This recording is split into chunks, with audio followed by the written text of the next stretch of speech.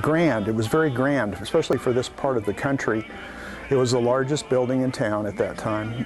The only thing that was bigger would be in 1924 they would finish the Whitted Ice House. Well, the committee to renovate it started about 5 years ago.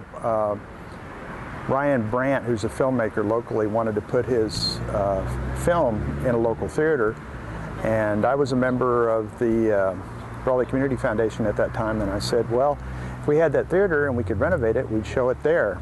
And so he went and got the owners to donate it to him.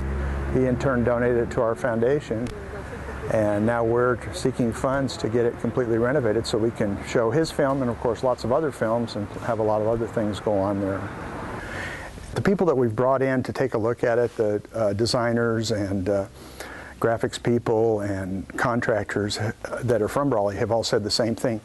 I sat right there and watched John Wayne, or I sat right there and I watched Mickey Mouse, or I sat right there. They all know where they sat, and that's what's really cool, is that they know where their place in this building was when they were in their youth.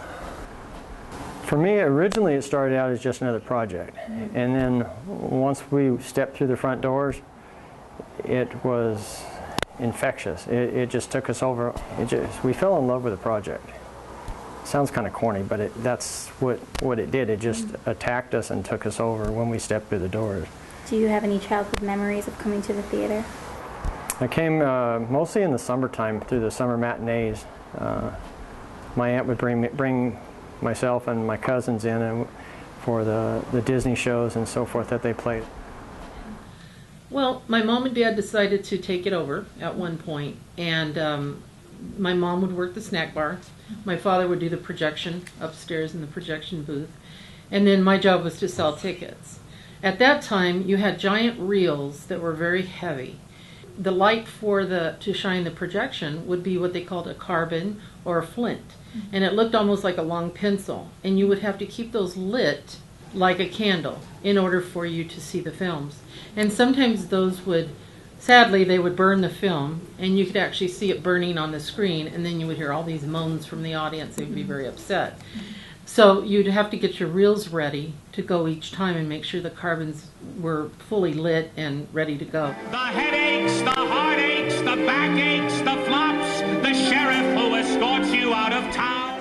I started having these fires downtown Brawley, and the Brawley Superior Furniture fire hit, and it started coming close towards the Brawley Theater. Of course, any fire is devastating, and it's sad to see us lose any building. But when that fire started getting close to that particular theater, I started to get really, really worried, because I hadn't seen that theater since I was a little kid, and I always knew that I needed to get back in there just to see it. And what a shame it would have been to have lost that history of that theater. I just really look forward to getting remodeled and reinvigorated and brought back to the community, because, you know, this theater has so many great memories for so many people. There's no people like show people, they don't run out of dough.